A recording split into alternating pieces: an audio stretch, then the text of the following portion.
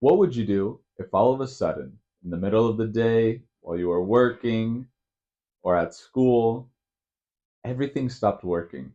All of your electronic devices stopped working. The lights shut off.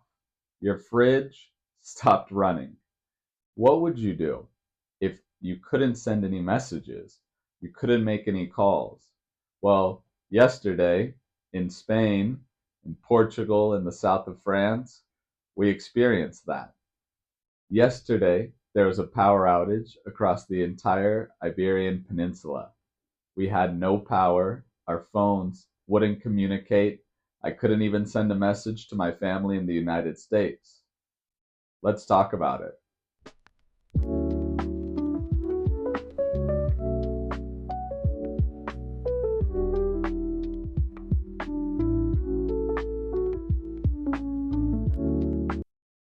Hello, everyone. Welcome back to English on Autopilot. And yesterday, we lived quite a historic event. Yesterday, across the entire Iberian Peninsula, the power went out. There was nothing, absolutely no electricity. At first, it was a little confusing. I had just sat down on my computer after filming a video and I was getting ready to edit it when I realized there was no Wi Fi. Okay, no Wi Fi, that's normal. Sometimes the Wi Fi goes out.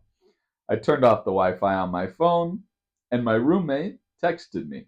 My roommate, who lives with me in my apartment, sent me a message telling me there was no power in our neighborhood. And at first I thought, well, okay, the power went out.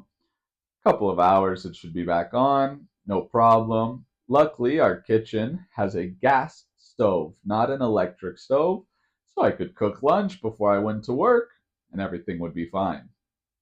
Then I get a message from other people around the city telling me, oh, here there's no power either. We start to realize there's no power in Madrid. A little scary, a little worrisome, but it's okay. It happens sometimes. The power goes out. A couple hours later, the power goes out. Sorry. A couple of hours later, the power comes back on. Not a big deal. As I said, we had water and everything else was running normally. I turned off my computer and I started to read a book. And all of a sudden, I had my window open and I start to hear sirens. Police cars, ambulances, fire trucks, sirens all around. Not very normal, but I figured, well, if there's no power in the entire city, it's normal that there could be more emergencies, maybe even people stuck in elevators, things like that, where they needed the firemen to come and help get them out. The ambulances, if people were at home that had medical devices connected to electricity, they would need to get to a hospital so that whatever their device was able to keep working. Because, of course, with hospitals and certain emergency services, they have generators that are apart from the electric grid. Maybe they run on gasoline, for example, and they can keep the energy going while the grid is down. However, we start to realize that it's outside of Madrid and it's actually in the entire country. Well, I went about my day normally. I ate lunch and I left for work. With no power, there's no underground, there's no subway. So I walked and I started to realize just how important this event was. Every store was closed except restaurants and a few small convenience stores, a few grocery stores that were selling some products. People were out in the street listening to the radio as if we were in the 1950s. People were listening to the radio, trying to understand what was going on, trying to listen to the news. I was walking to work and I had never seen so many people in the street before in Madrid. Normally, if I walk to work, it takes about 40 minutes. However, yesterday it took a little over an hour just because there were so many people and none of the stoplights were working.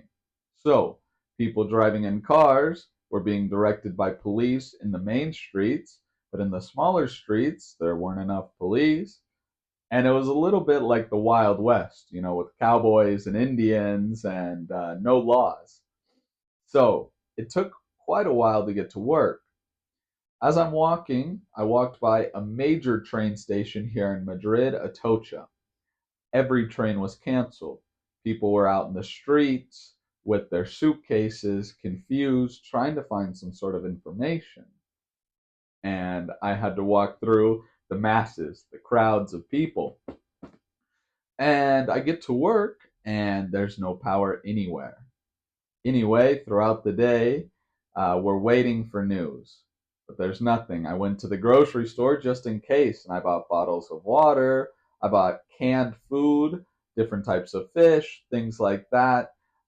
Some nuts, some peanuts, almonds, cashews, things like that that last a long time. Bread, and we decided to wait. I went for a walk, went to the park, and the streets were full. Really, it was as if it was a holiday. People were on the terraces, drinking beers, talking, laughing, joking. You didn't feel any panic. The only time I felt panic, where people were really worried or nervous or even scared, was in the grocery store. People were grabbing things that they thought they might need if we didn't have power for a while. Toilet paper, paper towels, water, things like that, just in case we couldn't buy anything for a while. The day went on. I was in the park. Everyone was out. Everyone was reading books and playing games or just sitting there talking to each other. And in a sense, it was almost nice. The only thing that worried me was my family. Of course, my family isn't here. I wasn't worried about their safety. I was worried that they would be worried about me, that they would be nervous that something happened to me because I couldn't send them a message. Even our phones weren't working. The data in our phones weren't working. So if I tried to send a message to my family, it wouldn't get there. That part worried me. I knew I was safe, but I wanted my family to know I was safe. Later that night, we made dinner in the middle of the living room where there was enough light to see, sat down, ate dinner by candlelight, and just talked. No phones, no anything, no music in the background. We were completely disconnected. Again, in a way, it was a little nice.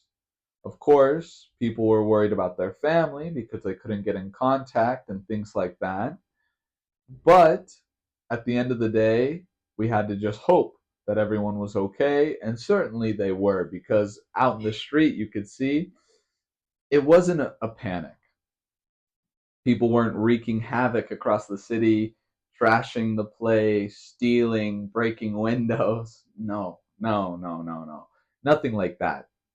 It was honestly as if the people took it like a holiday, like a day off work. All the people that work from home, that work on their computers and things like that, couldn't work.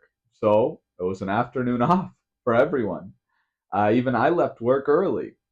And around 9 o'clock, finally, messages started to reach me. Messages started to reach my phone, and I was able to send a quick message to my family, just letting them know, hey, I'm okay. I have food and water. We still don't have power, but everything's okay. And my family wrote me back, and everyone was relieved to hear that I was okay. Only about an hour and a half later, about 10:30 at night, we received power where I was. Some neighborhoods a little earlier, and some neighborhoods a little later. It just depended on the part of the city as they tried to get the energy back up and running. But at the end of the day, we all had power across the city. In other parts of Spain, it took longer. Some places, the time wasn't as long, it was even shorter for them to receive power. All in all, we were out of power. We had nothing for about 10 hours, which doesn't seem like very much, but it was the uncertainty, not knowing how long it would be, that I think was the most stressful. Today, it's still a little weird. It's not completely normal, The metro is running. However, the metro recommends not taking it because, of course, yesterday people were stuck. If you were in the metro when the power went out, if you were in the middle of a tunnel, the train couldn't move. So today I think I'm going to walk to work as well, or take the bus. The bus was the only mode of transportation that was available and was running. Of course, it took a lot longer to get everywhere because there were traffic jams across the city. If you were in a bus, it might take you twice as long to get where you needed to go, but you would get there. Most people chose to walk, like me. I chose to walk everywhere just because I didn't know, and I wanted to make sure that I wasn't stuck in a bus if I needed to get somewhere. So today I think I'm going to walk. This morning I took a bus and it was completely fine. There were less people out in the streets and there were less cars than usual. But that's also because the government recommended that unless you have to drive somewhere, it's better not to take your car. Just while we get everything back to normal, they don't want to be overrun with too many cars or too many people in the streets. It would have been much, much scarier yesterday if I would have been in an elevator when the power went out. The firefighters were working all day getting people out of elevators, or if I would have been in the metro and I would have been stuck in a tunnel. Luckily, none of that happened.